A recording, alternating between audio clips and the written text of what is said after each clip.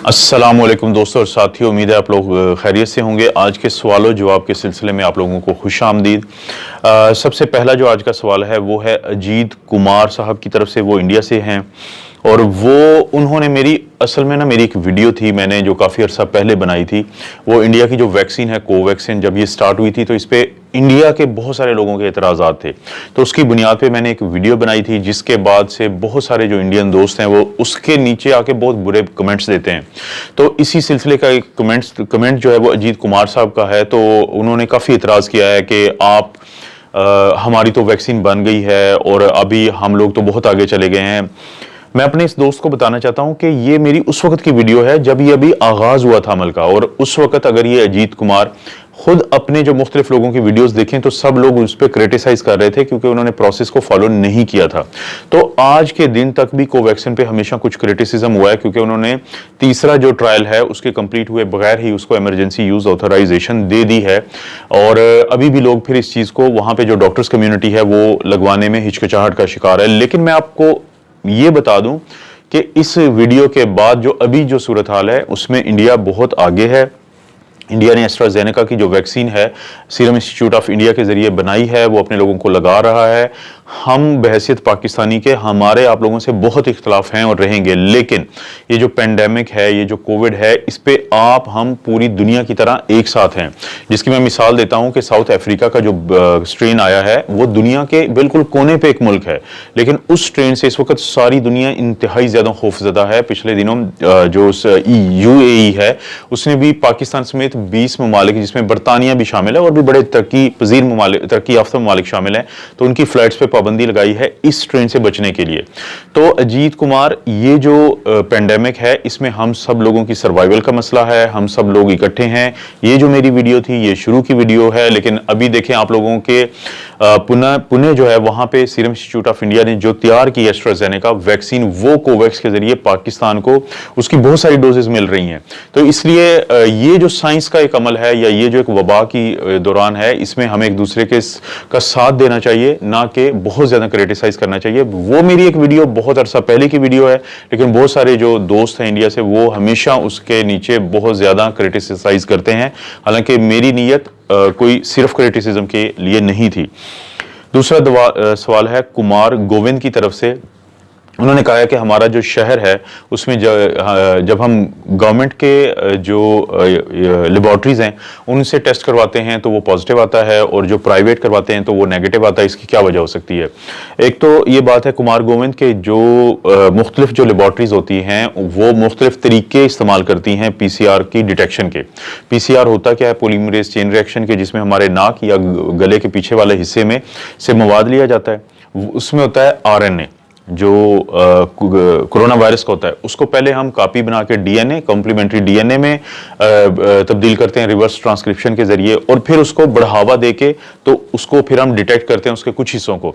तो हर लेबॉर्ट्री का जो तरीका होता है उसमें कुछ ना कुछ फर्क होता है।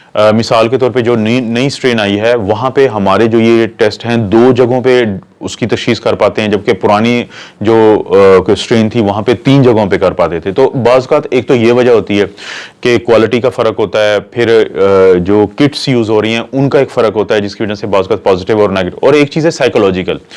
हम में से हर शख्स चाहता है कि हमारा टेस्ट नेगेटिव आए।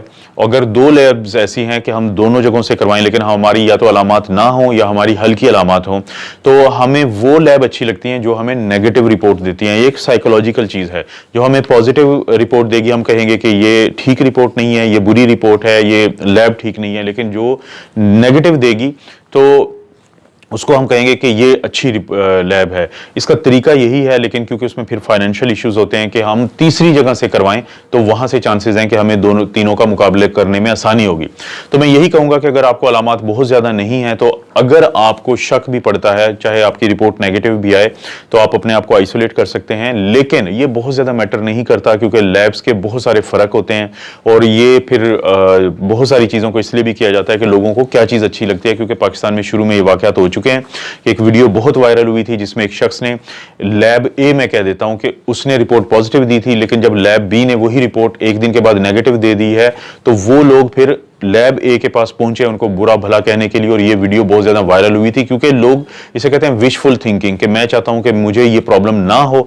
जब दो में से एक उसको नेगेटिव दे देता है तो मैं उसके साथ ज़्यादा साइकोलॉजिकली अपने आप को रिलेट करता हूं, तो इसलिए ये वजह होती है, लेकिन ये बहुत प्रॉब्लम नहीं है। अगला सवाल है, अली मोबाइल हैं, वो पूछते हैं कि मेरे अब्बू जो हैं उनको फेफड़ों का मसला है और क्या उनको वैक्सीन लगेगी? बिल्कुल अली, वो तमाम लोग जिनको जैसे आप फेफड़ों के मसले से मुराद है, लंग्स के मसले से मुराद है कि या तो वो दमा के मरीज होंगे या सीओपीडी यानी सांस की दायमी मर्ज, तो ये वो कैटेगरी है कि जिसमें ज़रूरी है कि उनको वैक्सीन लगनी चाहिए। लेकिन मेरा यही मशवरा है कि पहला, क्योंकि फेज़ पाकिस्तान में फ्रंट लाइन हेल्थ वर्कर्स का है और इस पूरे प्रोसेस में 1 से 2 महीने लग जाएंगे और फिर बारी आएगी उन तमाम लोगों की जिनकी उम्र ज़्यादा है और उनको कोई ना कोई बीमारी है। तो इस दौरान अगर तो खुद अल्लाह ना करे कि कोई साइड इफेक्ट आए, लेकिन अगर तो बहुत ज़्यादा कोई ऐसी सूरत हाल बनती है तो फिर ज़रूरी होगा कि आप अपने वालिद को ऐसे ही हिफाजत करें जैसे अभी तक कर रहे हैं, ताकि कुछ और अरसे के बाद लगवाएं। लेकिन अगर ऐसा कुछ नहीं है तो अमूमी तौर पे हमारे जितने भी पल्मोनोलॉजिस्ट होते हैं, ये हम लोग जो आईसीयू में काम करते हैं, तो हम वो तमाम लोग जिनको लंग्स की कोई पुरानी बीमारी होती है, कोविड से पहले भी हम उनको कहते थे कि आप हर साल अक्टूबर नवंबर में जो फ्लू की वैक्सीन है वो लाजमी लगवा लें, क्योंकि ये नमूनिया से बचाती है, ये बहुत सारी कॉम्प्लिकेशन से बचाती है। तो मेरा आपको यही जवाब है कि अगर आपका के वालिद साहब जो हैं उनकी बारी आती है और गवर्नमेंट की तरफ से कोई ऐसी अनाउंसमेंट नहीं है कि उनको नहीं लगेगी, तो लाजमी लगवानी चाहिए, ये उनके फ़ायदे की बात है। अगला जो सवाल है वो है परवीन अहमद की तरफ से, वो कहते हैं कि डी डाइमर के बारे में कुछ बताएं। देखें, जो डी डाइमर है वो क्लॉटिंग से मुतालिक है। किसी का डी डाइमर का लेवल अगर ज़्यादा हो और उसमें वो बीमारी भी चल रही हो कि जिसकी वजह से डी डाइमर ज़्यादा है, और इस वक्त हम बात कर रहे हैं कोविड की, तो इसका मतलब है कि आप अपने डॉक्टर के मशवरे के साथ वो दवाइयाँ ज़रूर जारी रखेंगे जो खून को पतला करने वाली, जिनको हम कहते हैं या ब्लड थिनर्स कहते हैं। जो डी डाइमर्स हैं इनका डायरेक्ट ताल्लुक होता है आपके जिस्म के अंदर कुछ ऐसी बीमारी की बाद होने वाले अवामिल जिससे ब्लड क्लॉटिंग ज़्यादा हो सकती है। तो अगर किसी का जो डी डाइमर का लेवल है वो नॉर्मल लेवल से ज़्यादा है तो अपने डॉक्टर से ज़रूर मशवरा करें, क्योंकि वो फिर आपको मज़ीद गाइड करेंगे कि क्योंकि डी डाइमर ज़्यादा होने का मतलब है कि क्लॉटिंग का अमल हो सकता है कि जिस्म में ज़्यादा हो, तो क्लॉटिंग के अमल को रोकने वाली दवाइयाँ वो आपको देंगे। लेकिन इसको वो देखते हैं पूरे आपके क्लिनिकल सिनेरियो में, पूरी आपकी बीमारी के तनाजुर में, ना कि सिर्फ एक टेस्ट की। इसीलिए मैं आपको कह रहा हूँ कि अगर आपकी रिपोर्ट नॉर्मल है तो फिर तो इतनी बड़ी बात नहीं है, लेकिन अगर वो नॉर्मल से ज़्यादा है तो अपने डॉक्टर से ज़रूर मशवरा करें। और डी डाइमर कोविड से पहले भी हम करवाते थे कुछ ऐसी सूरत हाल में कि जब हम खून की क्लॉटिंग जो है हमारी नालियों के अंदर उनको जांचना चाहते थे। जैसे मिसाल के तौर पे एक होता है सांस की जो नाली होती है जो दिल से फेफड़ों के अंदर जाती है, जिसको हम पल्मोनरी आर्टरी कहते हैं, जो दिल के अंदर से वो खून जिसके अंदर ऑक्सीजन कम होती है उसको लेके जाती है फेफड़ों के अंदर ताकि उसके अंदर ऑक्सीजन डले। तो उस पल्मोनरी आर्टरी में बाज़ औक़ात ब्लड का क्लॉट होता है जिसको हम पल्मोनरी एम्बोलिज्म कहते हैं, तो हम ये डी डाइमर ही करवाते थे। तो जब वो नेगेटिव होता था तो हमें किसी हद तक ये राहत होती थी कि हो सकता है कि पल्मोनरी एम्बोलिज्म ना हो, लेकिन अगर पॉजिटिव होता था तो फिर उसकी और भी वजूहात होती हैं, तो फिर आपके डॉक्टर या हम लोग एज ए डॉक्टर फिर उनको तलाश करते थे कि क्या वजह है। तो आगे नेक्स्ट क्वेश्चन जो है वो SHM योगा उनकी तरफ से है कि अच्छा, ये उन्होंने बहुत मेहरबानी, उन्होंने बहुत अच्छे कलमात कहे हैं कि डेली वेट करती हूँ आपकी वीडियो का और सुकून मिलता है और बहुत इन्फॉर्मेशन होती है। बिल्कुल, थैंक यू सो मच। इस तरह की बातें किसे अच्छी नहीं लगती और मैंने अभी इसीलिए शामिल किया कि मुझे बहुत अच्छा लगा कि इन कलमात के लिए मैं आपका इंतहाई मशकूर हूँ। और मेरी बिल्कुल कोशिश होगी, मैं बहुत हद तक कोशिश करूँगा कि जब तक पैंडेमिक है तो मैं फोकस रहूँ इस चीज़ पे, और इंशाल्लाह पैंडेमिक के बाद जो आम बीमारियाँ हैं, बाकी जो बीमारियाँ हैं वो उर्दू में आप लोगों के लिए मैं कोशिश करूँगा बनाने की। तो आपका बहुत शुक्रिया, आपकी बहुत मेहरबानी, और मैं ये आपके जो कलमात हैं ये मेरे लिए बहुत बड़ा एजाज़ हैं। आज का जो आखिरी सवाल है वो है तलत सुहेल की तरफ से, और उनका ये कहना है कि मेरे जो शोहर हैं वो डायलिसिस उनका होता है हफ्ते में 3 बार, और उनकी जो उम्र है वो है 50 साल, और वो 7 महीने पहले कोविड से सेहतयाब हुए हैं, तो क्या उनको वैक्सीन लगनी चाहिए? देखें, जो इनकी कंडीशन है उस लिहाज से तो ये उस कैटेगरी में आते हैं कि जिनको वैक्सीन लगना ज़रूरी है, क्योंकि कल इंशाल्लाह मेरा प्लान है कि मैं एक नई स्टडी आई है कि जब कोई कोविड से निकलता है तो कितने अरसे तक उसमें एंटीबॉडीज़ रहती हैं, लेकिन अभी तक की जो पहले की स्टडीज़ आई थी वो यही बताती हैं कि 5 से 6 महीने तक कोई भी शख्स, अगर कोई नई स्ट्रेन नहीं आई है उस माशरे में, तो वो महफूज रहता है कोरोना से।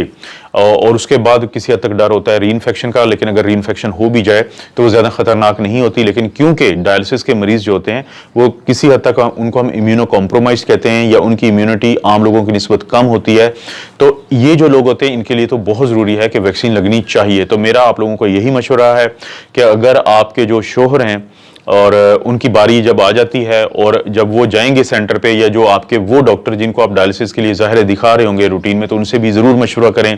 तो वो भी जो आपको बताएंगे तो आपने उसको फॉलो करना है। लेकिन रूटीन में हम डायलिसिस के मरीजों को जो इन्फ्लुएंजा की वैक्सीन होते हैं वो लगवाते हैं, ताकि ये वो इम्यूनो कॉम्प्रोमाइज्ड कैटेगरी में आते हैं और इनकी जो उम्र है वो भी इतनी ज़्यादा नहीं है कि जिसमें हम कहें कि इनको ना लगवाएं। तो ये उस कैटेगरी में आते हैं कि जिनको लगनी चाहिए। अगर इनको पहले कोविड हुआ है तो उसके बाद भी इनको लगना ज़रूरी है, क्योंकि कोविड से निकलने वाले मरीजों को इसलिए ज़रूरी होता है कि अभी तक हमें एक तो ये नहीं पता कि कितने अरसा के बाद उनकी इम्यूनिटी कम हो जाएगी अगर उनको वैक्सीन ना लगे, और कितने अरसे के बाद कोई री इन्फेक्शन हो जाएगी और नई स्ट्रेन भी री इन्फेक्शन कर सकती है। तो इन सब का जो जवाब है वो वैक्सीन का लगना है। अल्लाह ना करे कि कोई साइड इफेक्ट आए पाकिस्तान में भी या दुनिया में भी, तो अगर नहीं आते तो वैक्सीन का लगना उन तमाम लोगों को भी ज़रूरी है जो पहले इससे निकल आए हैं, कोविड से निकल आए हैं। दोस्तों, ये थे आपके कुछ सवालात और ये थे उनके जवाबात। तो मेरी कोशिश होगी कि मैं डेली बेसिस पे कुछ ना कुछ वो सवाल जो तमाम लोगों को फ़ायदा दे सकते हैं तो उनका जिक्र करूं और उनका जवाब देने की कोशिश करूं। तो आप लोगों से यही रिक्वेस्ट है कि आप ज़रूर पूछें सवाल।